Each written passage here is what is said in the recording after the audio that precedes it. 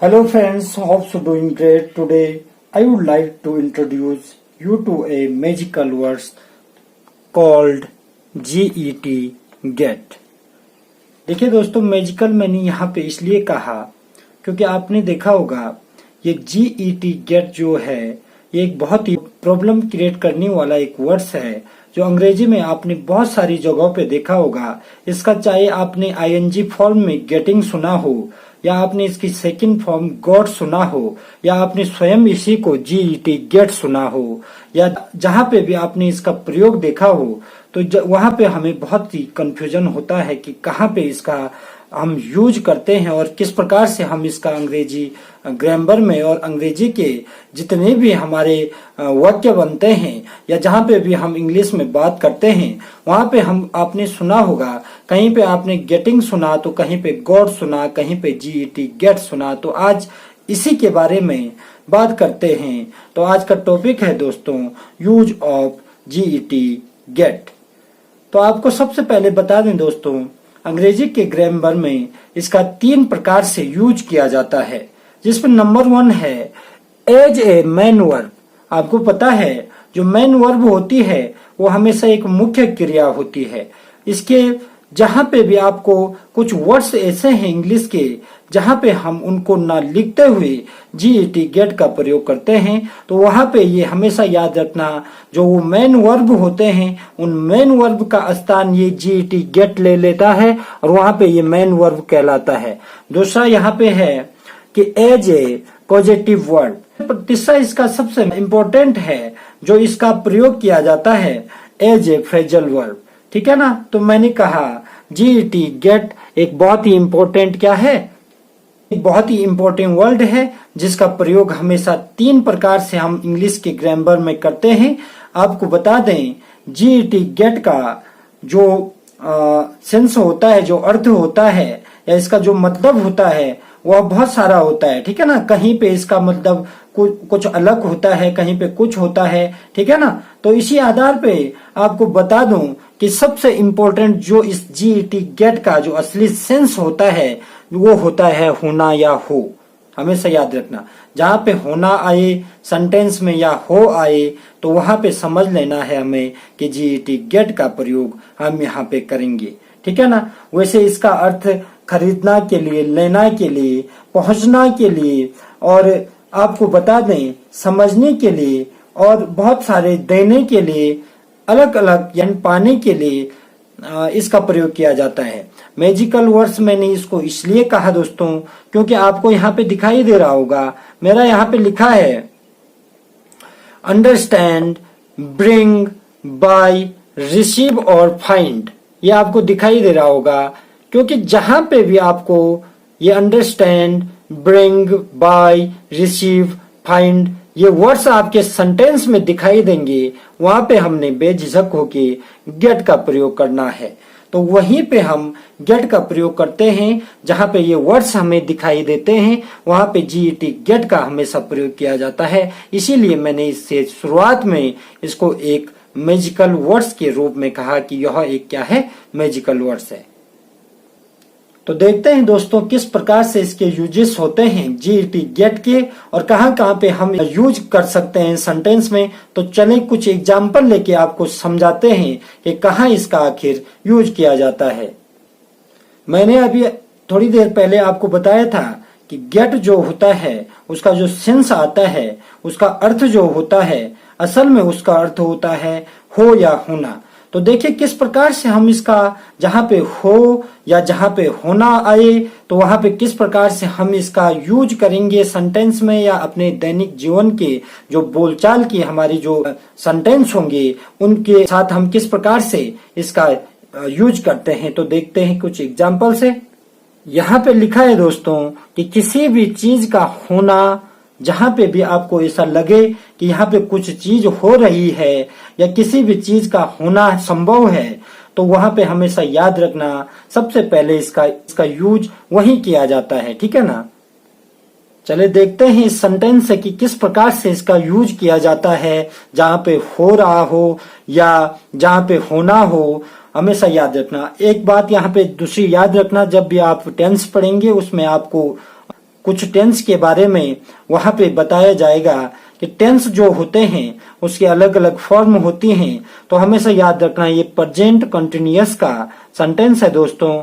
तो यहाँ पे कंफ्यूज मत करना कि आपने गेट ही क्यों लिखा, क्योंकि प्रेजेंट कंटिन्यूअस के साथ जो मेन वर्ब होती है उस मेन वर्ब के साथ हमेशा आईएनजी फॉर्म जुड़ जाता है। इसलिए यहाँ पे ये देखिए अंधेरा हो रहा है, अभी अंधेरा पूर्ण रूप से नहीं हुआ लेकिन अंधेरा हो रहा है धीरे धीरे। तो इस प्रकार के सेंटेंस में आपने देखा होगा गेट का प्रयोग मैंने कहा हो या होना के लिए इसका सबसे पहले प्रयोग किया जाता है। जो इसकी असली जो रियल इसकी जो मीनिंग होती है वो होना या हो होता है। तो ये किस प्रकार से होगा हमेशा याद रखना। इसको लिखूंगा इट्स, ठीक है ना।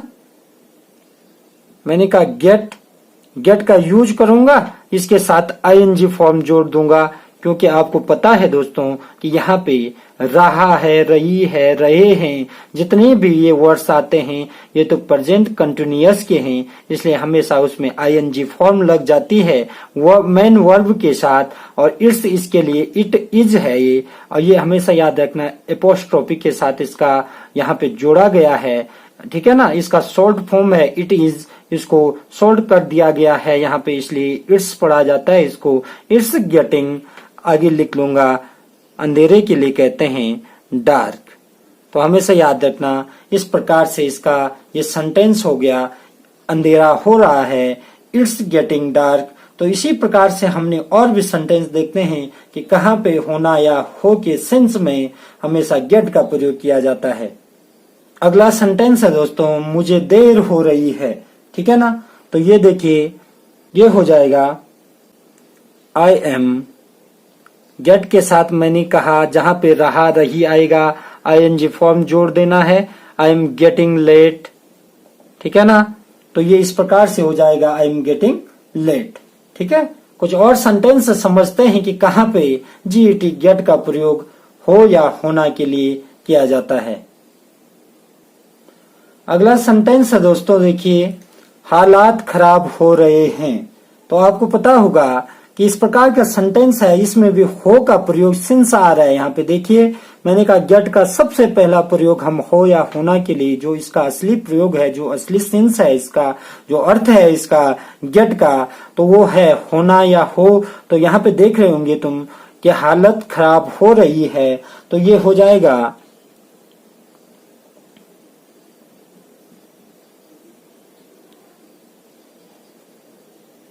The situation is getting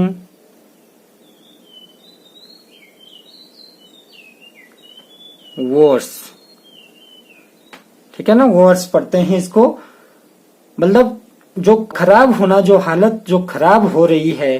तो उसमें आपने देखा होगा सबसे पहले उसको हम बेड भी कह सकते हैं, BAD बेड, ठीक है ना। लेकिन हमेशा याद रखना बेड से भी बहुत खराब हालत हो जाए तो उसके लिए वर्स पढ़ते हैं। हमेशा याद रखना वर्स मतलब कि और खराब हो जाना हालत, ठीक है ना। इसलिए the situation is getting worse, कि हालत खराब हो रहे हैं, ठीक है ना। तो ये इस प्रकार से इस सेंटेंस का ट्रांसलेशन हो जाएगा और इस प्रकार से हम इसका यूज करेंगे कि हालत खराब हो रही है, the situation is getting worse. मैंने कहा वर्स इसलिए लिखा क्योंकि जब हालत बहुत ही खराब हो जाते हैं तो उसके लिए हम बेड ना लिखते हुए वर्स का प्रयोग करते हैं। अगला है देखिए वह गुस्सा हो रही है।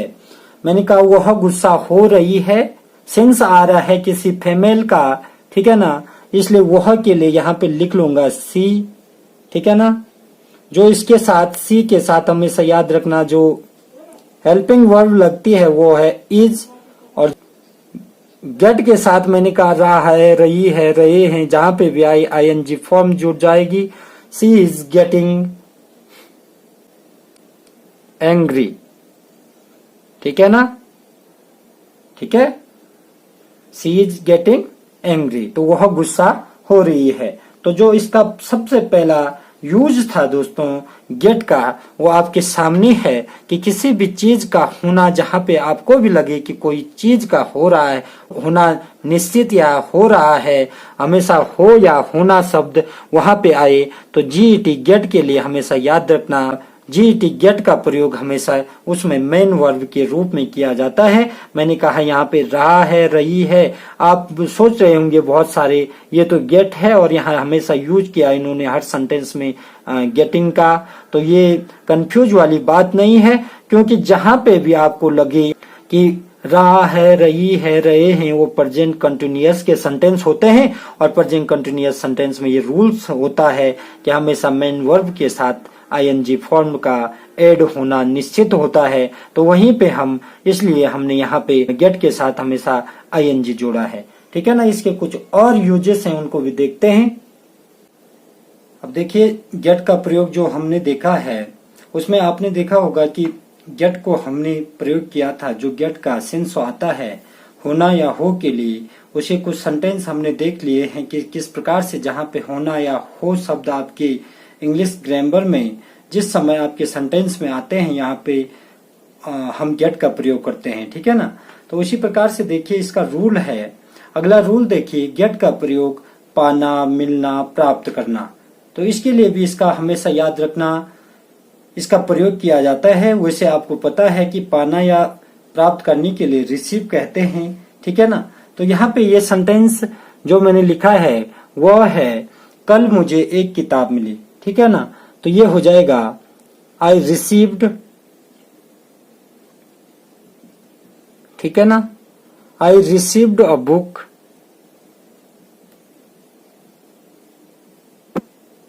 यस्टरडे, ठीक है ना। तो देखिए ये इस प्रकार से होगा कि कल मुझे एक किताब मिली। मैंने अभी थोड़ी देर पहले बताया था कि गेट का प्रयोग कहाँ कहाँ पे और किस प्रकार से किया जाता है। मैंने कहा था अंडरस्टैंड के लिए, ब्रिंग के लिए, बाय और रिसीव और फाइंड के लिए इसका प्रयोग किया जाता है। उन जगहों पे हम गेट का प्रयोग कर सकते हैं। तो ये यहाँ पे जो रिसीव्ड है, इस रिसीव्ड की जगह पे गेट का जो सेकंड फॉर्म होता है उसको गॉट कहते हैं, और गॉट का प्रयोग हम यहाँ पे कर सकते हैं। ये सेंटेंस इस प्रकार से हो सकता है दोस्तों कि I got a book yesterday, ठीक है ना। तो इसमें कंफ्यूज नहीं करना है। जहां पे मैंने कहा रिसीव्ड है, जहां पे रिसीव्ड आया है वहां पे हम गेट की सेकंड फॉर्म गॉट का प्रयोग कर सकते हैं। और ये इस प्रकार से भी हो सकता है I got a book yesterday, कल मुझे एक किताब मिली। तो जहां पे आपने मिलना हो या मिली हो या प्राप्त करना हो या पाना हो, या ये शब्द जहां पे भी आपको मिलते हैं वहां पे हम डायरेक्ट इसका प्रयोग करते हैं। अगला सेंटेंस है देखिए, उसे परीक्षा में 100 मार्क्स मिले, ठीक है ना, नंबर मिले, उसे 100 नंबर मिले। तो ये इस प्रकार से हो जाएगा, ही गॉट, गेट का गॉट हो जाता है क्योंकि ये पास्ट का है, तो ये इसमें भी सेकंड फॉर्म लग जाएगी किसकी, गेट की, ठीक है ना। He got 100 marks in the exam, ठीक है। ये आपकी समझ में आ रहा होगा कि उसे परीक्षा में 100 मार्क्स मिले, he got 100 marks in the exam. अगला यूजेस देखिए दोस्तों गेट का, कि गेट का यूज हम खरीदना या लेना के लिए, टू बाय या परचेज के लिए भी करते हैं। हमेशा ये भी याद रखना, जहां पे हम खरीदना शब्द या लेना शब्द इस प्रकार के वर्ड्स हमारे सेंटेंस में आते हैं, वहां पर भी हम गेट का प्रयोग करते हैं इस बाय और परचेज की जगह पे, ठीक है ना। तो जैसे यहाँ पे एक सेंटेंस है, देखिए सेंटेंस है, मैंने अभी अभी एक लैपटॉप खरीदा, ठीक है ना। I have just bought a laptop, ठीक है ना। I have just bought a laptop, ठीक है। लेकिन यहाँ पे देखिए जो ये बॉट है, बाई का बॉट सेकंड फॉर्म है, यहाँ पे गेट का सेकंड फॉर्म गॉट लग जाएगा, और इस प्रकार से हम इसका यूज कर सकते हैं कि I have just got a laptop, ठीक है ना। तो इस प्रकार से इसका प्रयोग किया जाता है खरीदना या लेना के लिए। वहां पे भी हम जहां पे बाय या परचेस इस टाइप के वर्ड्स आते हैं उनके साथ हम गेट या गॉट का या गेटिंग का प्रयोग कर सकते हैं। गेट का अगला यूज देखिए दोस्तों, जहां पे पहुंचना, टू रीच या अराइव, ठीक है ना, रीच मतलब पहुंचना होता है, या अराइव की जगह पे हम इस पहुंचना शब्द जहां पे भी हमें इस प्रकार के शब्द अपने सेंटेंस में दिखाई दिया, या जहां पे भी हम बोलचाल के वहां पे इस प्रकार के यूज करते हैं, वहां भी गेट का प्रयोग कर सकते हैं। समझते हैं इसको भी एग्जाम्पल से। सेंटेंस है तुम्हारे सामने, तुम वहां कितने बजे पहुंचे, ठीक है ना, पहुंचने के लिए संकेत कर रहा है कि तुम वहां कितने बजे पहुंचे। तो ये इस प्रकार से हो जाएगा, एट व्हाट टाइम डिड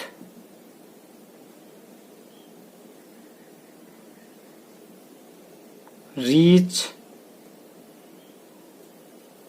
ठीक है ना, देयर, ठीक है, at what time did you reach there. और यहीं पे इस रीच की जगह पे दोस्तों हम यहाँ पे गेट का प्रयोग कर सकते हैं। ये इस प्रकार से होगा ये सेंटेंस उसके बाद कि at what time did you get there, ठीक है ना। तो रीच और अराइव की जगह पे भी हम गेट का प्रयोग कर सकते हैं। तो इन जगहों पे हम गेट को इस प्रकार से यूज कर सकते हैं। सेंटेंस है, मैं 10 बजे तक देहरादून पहुंचूंगा, ठीक है ना। तो ये हो जाएगा आई विल इसलिए आया क्योंकि भविष्य के जो फ्यूचर टेंस है उसके बारे में बात कर रहा है। आई विल रीच देहरादून, ये हो जाएगा I will reach Dehradun by 10 o'clock, ठीक है ना। ये इस प्रकार से हो जाएगा इसका ट्रांसलेशन। लेकिन यहाँ पे देखिए हम इस रीच की जगह पे गेट टू का प्रयोग कर देंगे, ठीक है ना। यहाँ पे रीच के साथ टू नहीं था, गेट के साथ टू है। यहाँ पे ये कंफ्यूजन मत करना, क्योंकि किसी भी स्थान को जाने के लिए गेट के साथ अगर किसी स्थान पे पहुंच रहा है कोई या जा रहा है, वहां हमेशा उस मेन वर्ब के साथ, जो मेन वर्ब होता है उस वर्ब के साथ हमेशा याद रखना टू का प्रयोग किया जाता है। अब देखिए दोस्तों, गेट का प्रयोग समझना के लिए भी किया जाता है, जो अंडरस्टैंड होता है उसके लिए भी किया जाता है। जैसे सेंटेंस है, समझना के लिए इसका प्रयोग किया जाता है, जहां पे अंडरस्टैंड होता है, मैं ये समझ गया, ये या यह, ठीक है ना। तो ये हो जाएगा, वैसे इसका ट्रांसलेशन इस प्रकार से हो जाएगा, आई अंडरस्टैंड इट, ठीक है। लेकिन यहाँ पे ये इस प्रकार से भी हो जाएगा, आई गॉट इट। तो इसका मतलब भी यही होता है। तो ये आपकी समझ में आया होगा कि किस प्रकार से understand, bring, buy, receive, find, इन वर्ड्स के साथ हम हमेशा किसका प्रयोग करते हैं, गेट का प्रयोग करते हैं। अब देखिए किस प्रकार से ब्रिंग मतलब लाना, ठीक है ना, इसके लिए भी इसका प्रयोग किया जाता है। सेंटेंस है, जैसे तुम्हारे घर में बहुत सारे मेहमान आ रहे हैं, तो आपके मुंह से एक वर्ड्स निकलेगा जो आपके सामने खड़ा है कि और कुर्सियां ले आओ, ठीक है। तो उसके लिए हमेशा याद रखना, ये भी इस प्रकार से हो जाएगा, गेट मी मोर चेयर्स, ठीक है ना, गेट मी मोर चेयर्स, और कुर्सियां ले आओ। सेंटेंस है, एक गिलास पानी का लाना, इस प्रकार से भी आपके सेंटेंस बनते हैं। तो ये भी हो जाएगा, get me a glass of water. तो इस प्रकार से हम ब्रिंग हुआ, अंडरस्टैंड हुआ, जो आपका बाय हुआ, रिसीव हुआ, फाइंड हुआ, इसको इस प्रकार से गेट का प्रयोग करते हैं। जिस प्रकार से सेंटेंस में उसकी मुख्य क्रिया के साथ इसका यूज करते हैं, और जो सेंटेंस बता रहा होगा कौन से फॉर्म में सेंटेंस है या कौन से टेंस में सेंटेंस है, उसको हम सब उसी फॉर्म में और उसी वर्ब के रूप में इसका हम हमेशा इस्तेमाल किया जाता है, यूज किया जाता है। आपने देखा होगा गेट का हमने गेटिंग भी लिखा और कहीं पे गोट भी लिखा, क्योंकि कहीं पे सेकंड फॉर्म और कहीं पे आईएनजी फॉर्म के साथ इसका प्रयोग किया जाता है सेंटेंस में। तो ये यूज ऑफ जीईटी गेट आपके समझ में अच्छे तरीके से आया होगा। यदि आपको मेरे वीडियो पसंद आया हो तो इसको लाइक कीजिए, शेयर कीजिए और सब्सक्राइब कीजिए, और साइड में जो बेल आइकन है उसको प्रेस कीजिए ताकि मेरे आने वाले वीडियो आपको सबसे पहले मिले। तब तक के लिए bye bye, take care, thank you. Yeah.